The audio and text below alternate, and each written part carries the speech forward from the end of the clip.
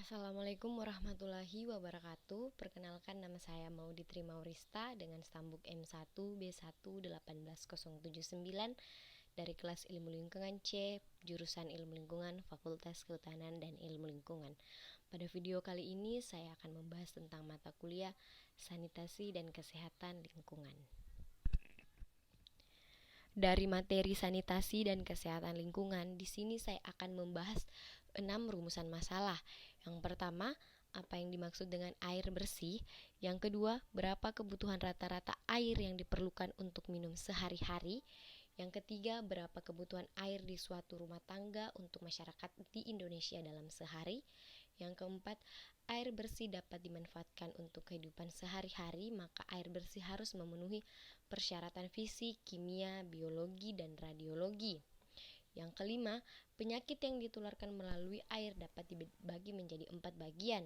Jelaskan masing-masing bagian cara penularannya, jenis penyakitnya, dan dampaknya terhadap kesehatan.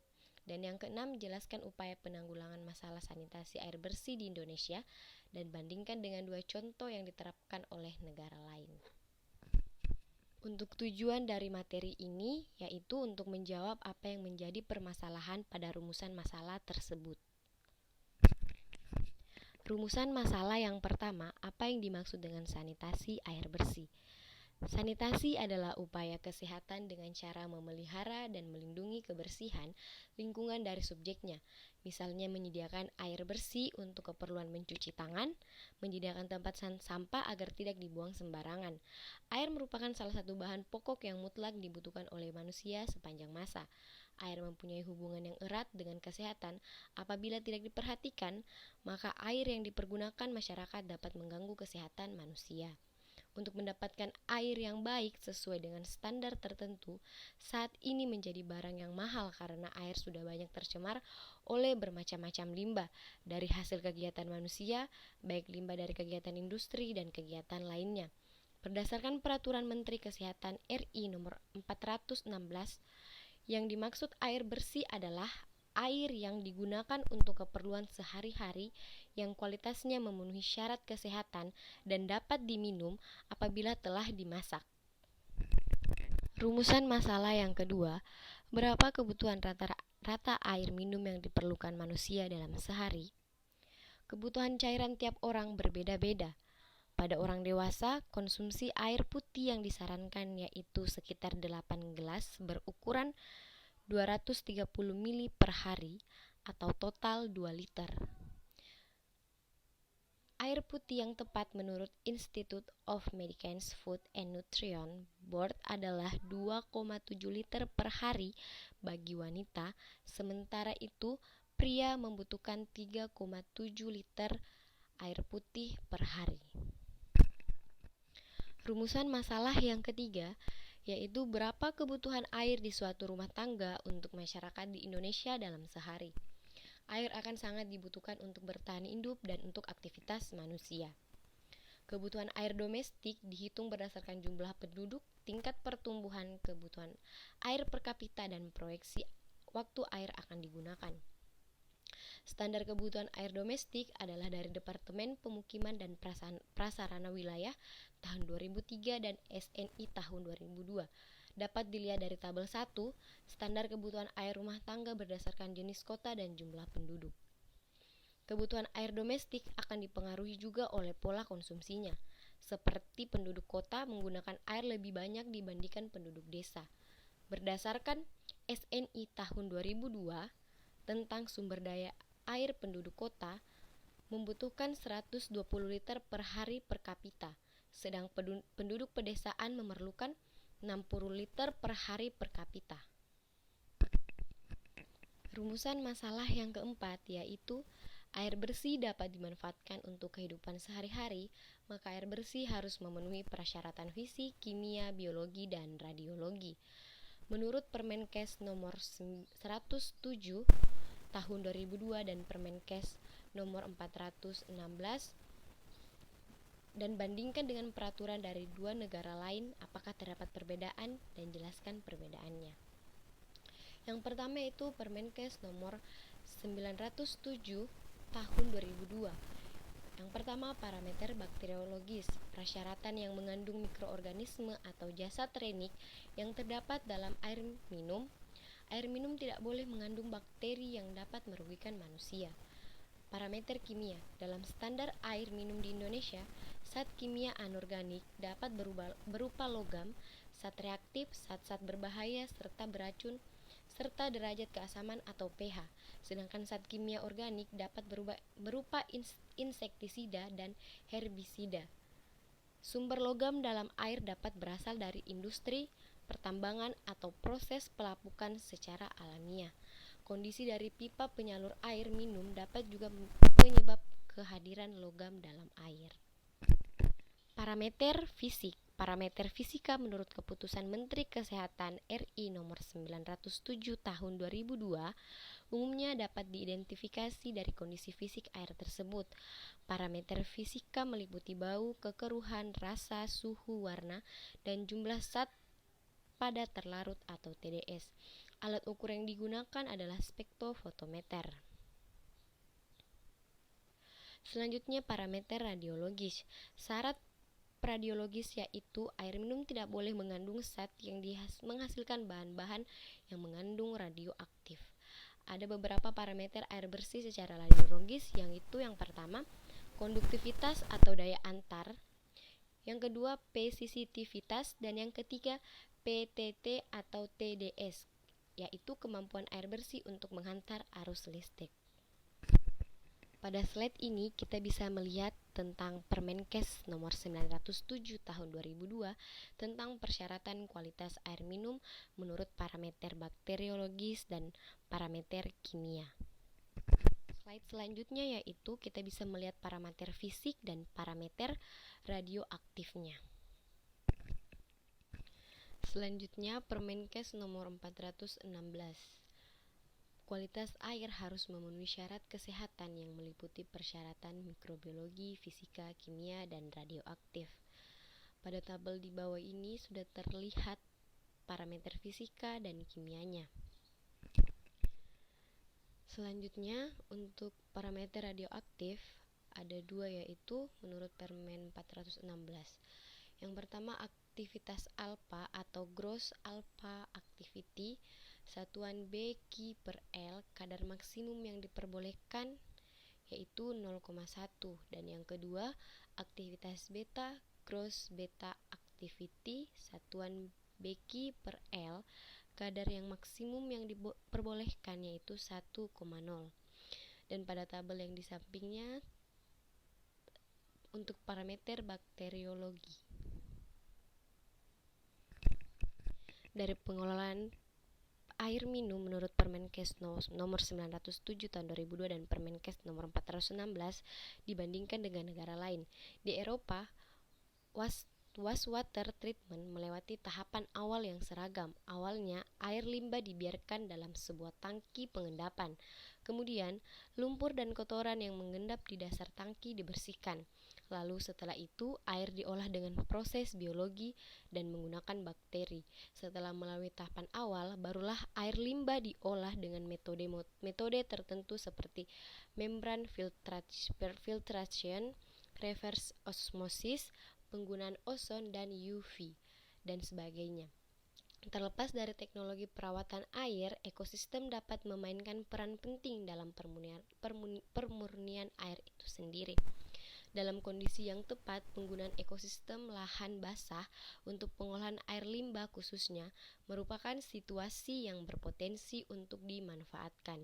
Karena selain menyediakan pengolahan air yang efektif, ekosistem juga dapat membuat habitat yang sangat dibutuhkan untuk beberapa makhluk yang terancam. Pengolahan air di Singapura. Misi dari Environment and Water Industry Program Office atau biasa disebut EWI Singapura yaitu memelihara dan mengembangkan industri air di Singapura lewat inovasi-inovasi yang terus dikembangkan. Singapura menjadi global hydro hub yang mendukung water ecosystem. Dapat dilihat dari gambar ini merupakan proses produksi air industri di Jurong, Singapura. Pengolahan air di Amerika. Program Water Technology Innovation Cluster merupakan suatu cara untuk memecahkan masalah perairan dan menciptakan peluang ekonomi. Program klaster ini bermula dari Cincinnati yang merupakan penelitian federal terbesar di negara dengan total laboratorium lebih dari 180 laboratorium. Klaster-klaster bekerja untuk mengatasi berbagai hambatan untuk inovasi teknologi air termasuk paten dan perlindungan kekayaan intelektual, pembatasan aturan, akses penelitian bahkan pendanaan. Ketersediaan air water reuse penggunaan air pertanian adalah fokus utama klaster barat. Sementara klaster Midwest dan Timur lebih fokus pada infrastruktur. Meskipun masing-masing klaster memiliki fokus utama yang berbeda, semua klaster tetap bekerja satu sama lain. Rumusan masalah yang kelima, penyakit yang ditularkan melalui air. Yang pertama yaitu waterborne diseases, yaitu penyakit yang ditularkan langsung melalui air minum, di mana air yang diminum mengandung kuman patogen sehingga menyebabkan yang bersangkutan menjadi sakit. Termasuk dalam kategori ini adalah penyakit kolera, tipes, disentri, dan lain-lain. Dan yang kedua yaitu water-wasted diseases, merupakan penyakit yang disebabkan higienitas air yang buruk. Dan yang ketiga, related vektor adalah penyakit yang disebabkan oleh vektor penyakit yang sebagian atau seluruh perindukannya berada di air. Termasuk dalam kategori ini adalah demam berdarah, malaria, filariasis, dan sebagainya. Dan yang keempat yaitu water-based disease adalah penyakit yang disebabkan oleh bibit penyakit yang sebagian siklus kehidupannya berhubung dengan air. Contoh penyakit ini adalah schistosomia. Rumusan masalah yang terakhir yaitu upaya penanggulangan masalah sanitasi air bersih di Indonesia. Menurut Herlambang, menyatakan beberapa penanggulangan masalah kesehatan pada air bersih adalah sebagai berikut. Yang pertama, pemantauan kualitas air. Dari seluruh uraian di atas dapat diketahui dengan jelas bahwa kualitas air, khususnya kualitas air minum, mempunyai hubungan yang sangat erat dengan kesehatan masyarakat, dan oleh karena suplai air minum dengan kualitas yang buruk dapat mengakibatkan pengaruh yang buruk terhadap tingkat kesehatan masyarakat. Maka air yang disuplai untuk masyarakat, misalnya air pam, haruslah memenuhi standar yang telah ditetapkan hal ini oleh pemerintah atau instansi yang berwenang. Akan tetapi yang menjadi masalah yakni siapakah yang berwenang untuk melakukan pencegahan kualitas air yang dipasok untuk masyarakat tersebut. Jika yang memeriksa adalah pihak PAM, sudah dapat dipastikan bahwa air yang diproduksi telah memenuhi syarat standar kualitas air. Yang kedua yaitu pengaturan tata ruang. Tata ruang memegang peran penting dalam pengelolaan lingkungan. Tata ruang yang baik mengatur pemanfaatan ruang dengan mempertimbangkan beban lingkungan yang akan muncul jika ruangannya sudah terpakai. Tata ruang yang berwawasan lingkungan akan menghasilkan model-model kota atau desa yang akrab dengan lingkungan atau yang sering dikenal dengan eco-city. Untuk kota lama yang sudah terbangun memang sulit untuk menyatakan kembali, namun demikian bukanlah tidak mungkin untuk dilakukan dengan bantuan penegakan hukum dan pembinaan yang harus terus-menerus serta sosialisasi yang baik, hal itu bisa dilakukan. Dan yang ketiga yaitu perlindungan sumber air. Perlindungan sumber air meliputi perlindungan daerah resapan air dengan cara pembatasan bangunan, pelarangan penebangan hutan dan pembukaan hutan, pengusahaan sumber-sumber air oleh individu atau pengambilan yang berlebihan, perlindungan dari pencemaran baik oleh domestik maupun oleh industri. Yang keempat, monitoring dan evaluasi. Data merupakan penunjang yang sangat penting dalam mengevaluasi kondisi lingkungan dan penegakan hukum lingkungan. Untuk menghindari adanya perdebatan yang berkepanjangan tentang permasalahan lingkungan diperlukan pusat data. Untuk pengisian data diperlukan monitoring, terutama perairan yang dianggap rawan atau daerah industri yang diduga mencemari. Mengingat luasnya kegiatan dan besarnya biaya yang dikeluarkan untuk monitoring, maka tidak setiap daerah dapat dimonitor kualitas air secara rutin. Dalam kondisi normal, monitoring yang tidak rutin tidak menimbulkan masalah, tetapi mungkin situasi tersebut dimanfaatkan oleh industri yang nakal untuk membuang limbahnya di saat lengah. Akibatnya, sasaran kegiatan untuk perbaikan lingkungan tidak pernah tercapai. Penegakan hukum tidak dapat dilakukan dengan tegas tanpa didukung data pendukung hasil monitoring yang akurat dan kontinu. Perbedaan antara penanggulangan air di Indonesia dengan negara lain. Yang pertama, di Amerika. Manajemen sisi suplai memanfaatkan sumber daya non-konversial, khususnya desalinasi air laut di wilayah pesisir dengan pertumbuhan penduduk yang tinggi. Penggunaan kembali air yang direklamasi digunakan kembali secara langsung untuk berbagai penggunaan yang tidak dapat diminum. IPR dan DPR, penggunaan kembali tidak langsung dan penggunaan kembali langsung yang dapat diminum. Dan yang kedua, Singapura. Pemanfaatan resapan air lokal, PUB bertanggung jawab dalam hal mengumpulkan produksi, distribusi, maupun reklamasi air di Singapura. Dan air limbah dengan NEWater, pengolahan air limbah ini juga memiliki teknologi yang tinggi untuk mendaur air kotor menjadi steril dan higienis. Kesimpulan dari materi sanitasi air bersih yaitu, sanitasi adalah upaya kesehatan dengan cara memelihara dan melindungi kebersihan lingkungan. Usaha kesehatan masyarakat yang menitik beratkan pada air bersih yang digunakan untuk keperluan sehari-hari yang kualitasnya memenuhi syarat kesehatan, bermutu baik dan bisa dimanfaatkan oleh manusia untuk dikonsumsi atau diminum. Kebutuhan air yang perlu dikonsumsi dalam sehari menurut Institute of Medicine, Food and Nutrition adalah 2,7 liter untuk wanita, sementara untuk pria membutuhkan 3,7 liter per hari.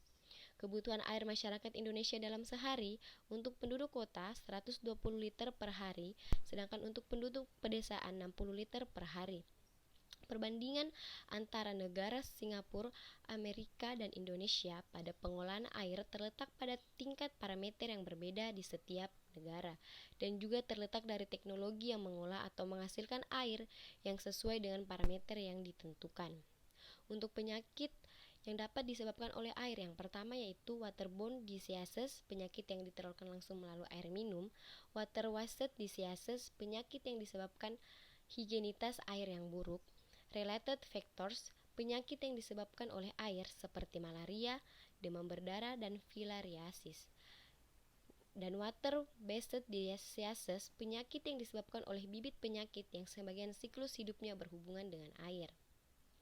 Menurut Herlambang 2006, menyatakan beberapa penanggulangan masalah kesehatan pada air bersih adalah sebagai berikut. Yang pertama, pemantauan kualitas air; yang kedua, pengaturan tata ruang; yang ketiga, perlindungan sumber air; dan yang keempat, monitoring dan evaluasi. Itulah tadi pemaparan materi mata kuliah sanitasi dan kesehatan lingkungan pada topik sanitasi air bersih. Lebih dan kurangnya pemaparan presentasi saya mohon dimaafkan. Assalamualaikum warahmatullahi wabarakatuh dan selamat sore.